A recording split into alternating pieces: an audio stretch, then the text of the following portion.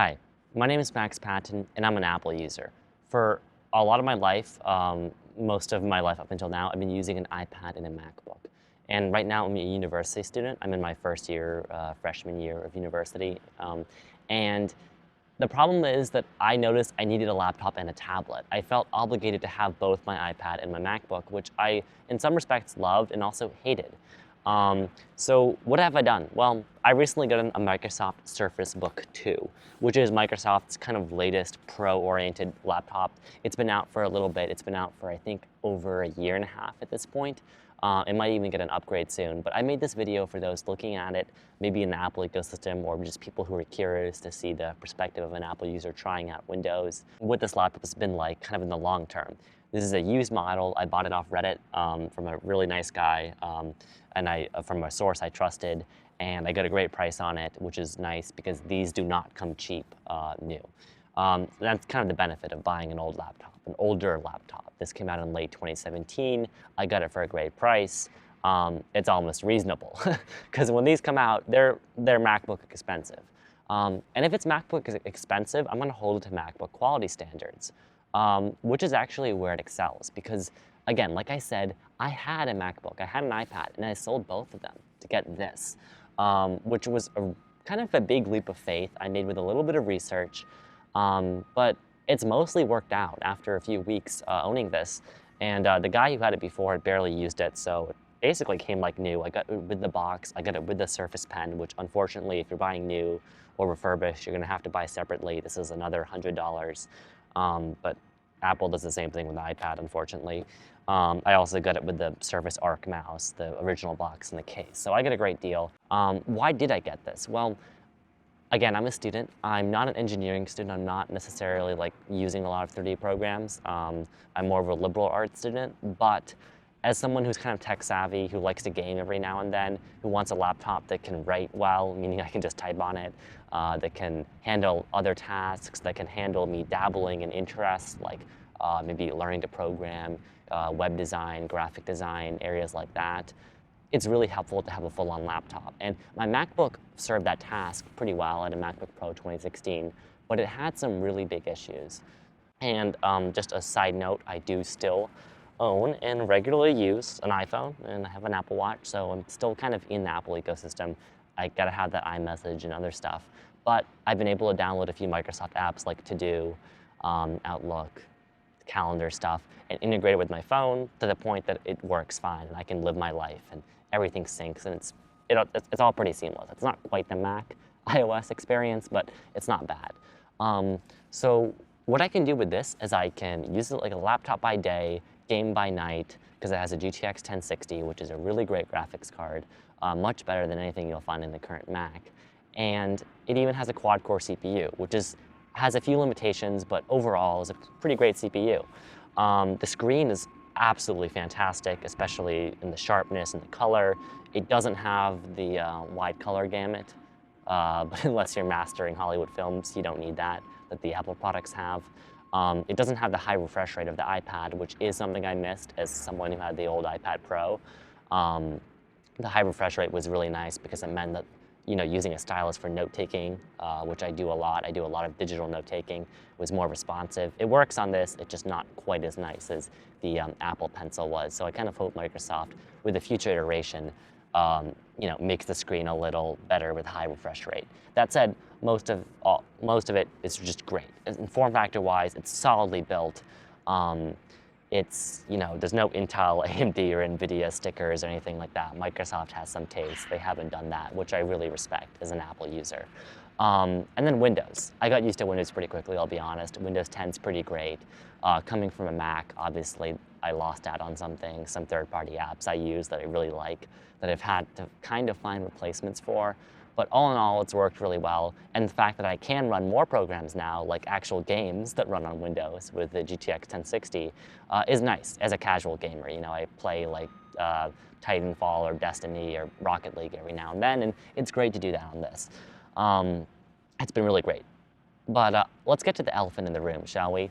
This isn't actually just a laptop. I've been talking like it's just a laptop, but if you noticed, I had the Microsoft Pen attached to it, and there's this kind of weird thing going on here. you might have seen this if you're familiar at all with the Surface Book. This is not a laptop. This is a two-in-one. So a lot of Microsoft Surface devices have this kind of motif of like innovating in form factors and being different and weird. With the Surface Pro, which is the first one, the one you're probably most familiar with, it's basically just a tablet with a detachable keyboard that you can kind of just take off, a type cover. Well, if that's a tablet with a detachable keyboard, I would describe this as a laptop with a detachable screen. That explains this hinge thing. So this hinge is not just a normal laptop hinge. It doesn't only connect the display to the rest of the system, it connects the system to itself. Let me explain. So I have to open this up really awkwardly.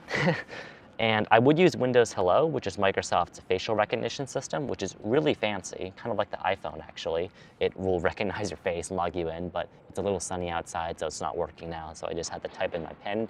But if I press a key on the keyboard and have enough patience to wait for a little bit, you hear that click? Well, now I can detach, oh God. With some effort, I can detach it.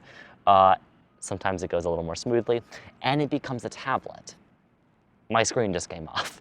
So the CPU, the RAM, like all the main components are in here. The GTX 1060 that I've been raving about and all the big battery life is in this little base component. So you're gonna get pretty mediocre battery life if you just use it as a tablet, be aware. That said, for just detaching it quickly to do a reading for class on, you can use it in portrait mode, or to take some notes with during a class. It'll last just that long and it does what it needs to do. It's not a great tablet. It won't, I mean, it's replacing an iPad for me, but if you're someone who actually depends on an iPad and using it as a tablet all the time, it's not gonna work for you. But as someone like me who just needed a tablet for note-taking and liked having the touch experience, it's there. And again, when I'm using it as a laptop, if I reattach it, then you'll get a little notification in Windows to let you know it's reattached. It works fine. It's a laptop again. It works normally. It's all connected, and it's pretty great all in all. Oh, and one more thing I should mention. When you do detach it as a tablet, if I do it more smoothly this time, you can also, if you're curious, reattach it this way. Not many people know this. And it becomes like one of those tent mode two-in-ones, if you've seen those 360-degree laptops. And now, like on an airplane or a train, this is really useful. You can kind of watch movies or just have this like mini Surface Studio art easel that is angled to whatever you want. It's really cool. That said, the detach and attach process is a little awkward, understandably so. This hinge is really complex. It's kind of a miracle of engineering that any of it works. And as you can see right now, I am having some difficulty detaching. I've pressed the detach key and it doesn't want to detach. So now it does. Again, it's a little finicky, it's a little awkward. You'll get used to it though. It's not that bad. And to be honest, I don't think you'll be doing it too frequently, but for the times you do, it's really cool. And it's just gonna impress people in the room. They'll be like, what the hell is that? So that gives this laptop a really interesting dual role. It is a full laptop and a tablet. That said, besides this weird hinge, Microsoft has had to make some other compromises. That GTX 1060 I've been raving about, well, it's kind of bottlenecked because it's running through a slower connection because they can only put so much data through this hinge because the CPU has to talk to the GPU that's in here. It's kind of weird. The normal laptop, all those components are in here. This not only means it's a little thicker than normal, which I'm fine with, but it does mean that the GPU can't quite talk to the CPU as fast as a normal laptop, meaning it won't be quite as fast. What it also means is if you have any interest in upgrading anything, storage, memory, let alone, graphics card and CPU, you can't do it on this. Everything's basically glued together. This is like some awful iFixit score right here. This is not the laptop for someone who, if you want to buy a cheap laptop and hope to upgrade it, this will do none of that. First of all, it's very expensive. Second of all, configure it as you want to get it. Luckily, there's not that many configurations. It's not too confusing. If you get the 15-inch model like I have with the GTX 1060, then you basically just get to choose storage. And I chose the 512 gig model is the used one I got. But if you're a high roller, you can even go to 1 terabyte. That said, there are some frustrations. So that storage I just mentioned, one of the things I really like about the MacBook is Apple really takes fast storage seriously, which is really nice. Beyond their super fast new file system, their SSDs are fast. I'm pretty sure they use the Samsung SSDs,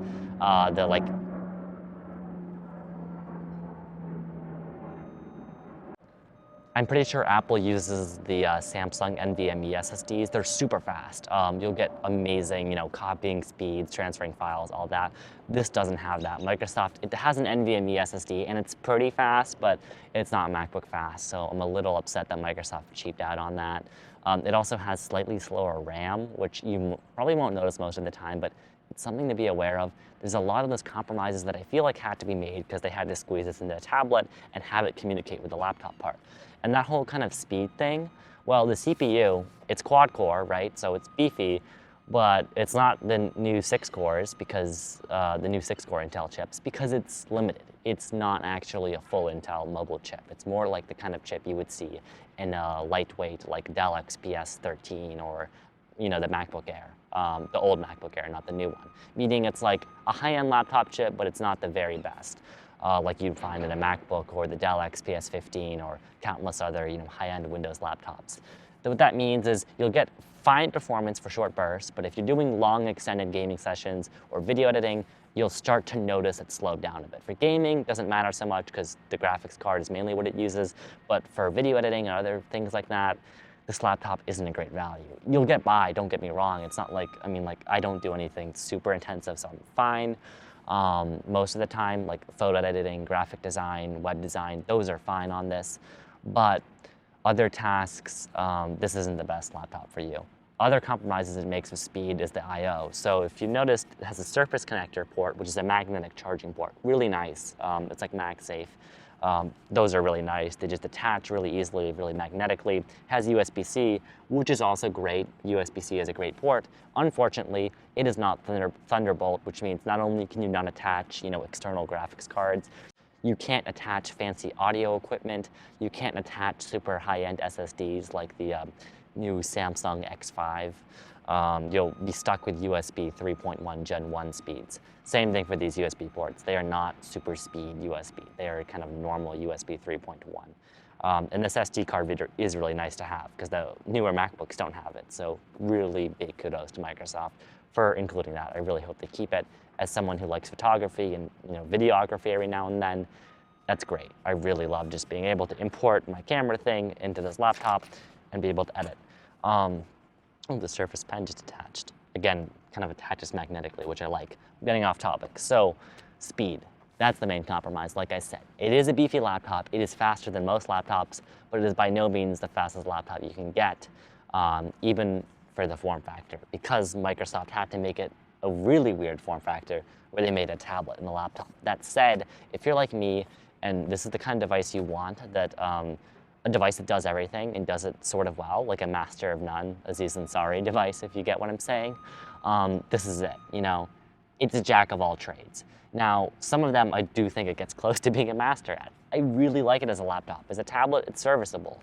As a two-in-one, it's really interesting. There have been some tech critics and people who've advocated for Microsoft to, make this a 360 hinge design so that you don't get this weird taper and so that you get all the other benefits of that.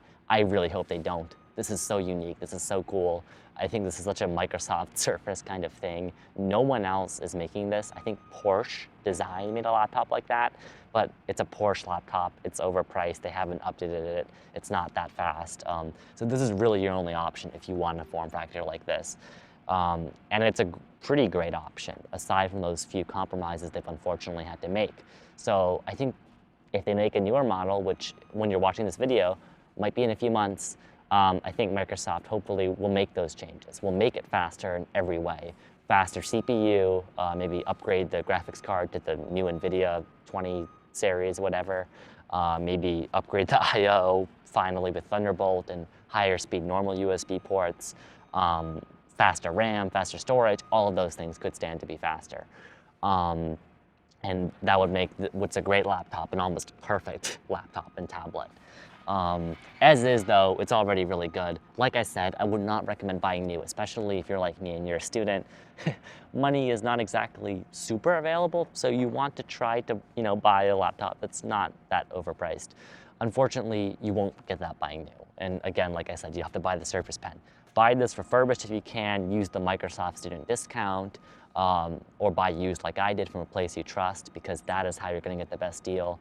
And at the price I bought this, just under $2,000, $1,900 for this configuration, it was actually a pretty good deal because the seller who had barely used it, so it's kind of like new, which is great.